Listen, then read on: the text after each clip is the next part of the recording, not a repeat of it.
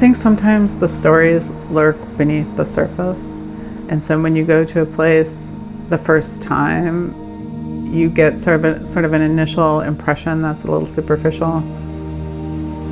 Your attention, please. We'd like to thank you for flying with us, and welcome to sunny Tampa International.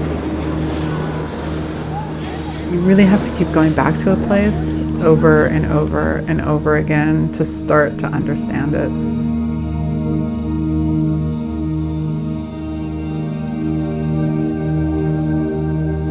I traveled to Tampa actually quite a few times, dozens and dozens of times. It was a lot of travel, and I think it was totally necessary to make this project.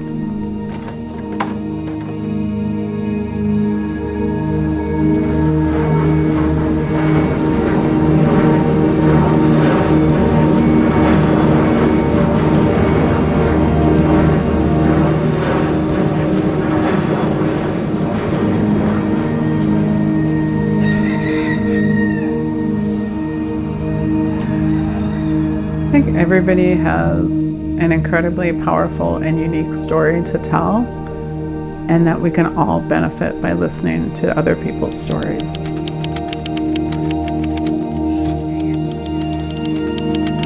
When I'm typing, I'm actually first and foremost listening to the person in front of me, and I have this remarkable ability to tune out everything around me except for that person who's sitting in front of me at my desk. And I think that is really the heart of this work, that listening and the empathy that it engenders. And junior high there before they closed the high school portion of it. And I can remember, like in the morning, like my dad would bring us to school and we'd eat, God, what is it? I guess James Joyce is there now.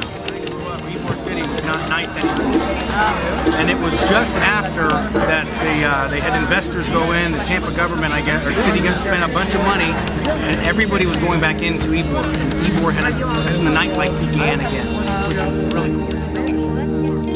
cool. People sometimes tell me the most amazing stories, the most incredible personal stories about their families, about their personal lives. I'm always surprised. As many times as I've set up a typewriter and typed stories or typed different things in my 20 years of working with typewriters, I never cease to be amazed at the things and the stories that people tell me. That's what keeps me going.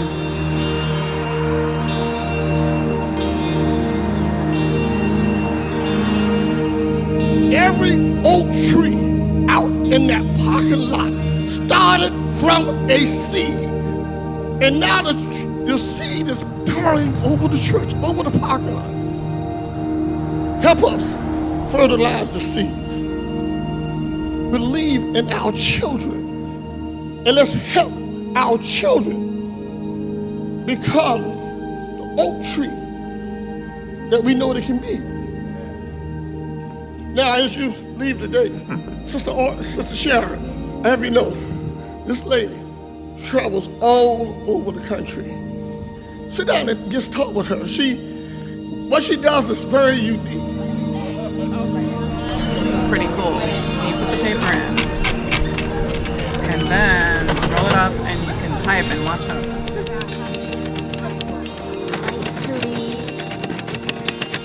But sometimes I struggle.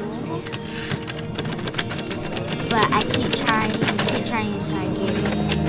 You have a impoverished mindset, you can't go in. And I learned that when I was growing up. My dad, he was in the military, my mother was a teacher. And see, I had two people. And most of the children that I encountered, they only have one.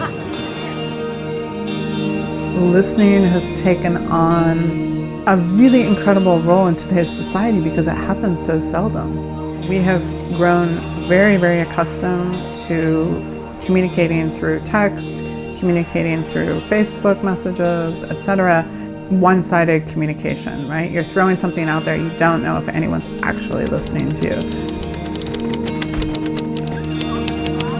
With this setup, you're sitting there in front of someone who is so obviously listening to you, and they're taking down your words verbatim on a typewriter. So not only are they listening, but you see your words being typed onto the page. And I think that's a very moving experience for a lot of people.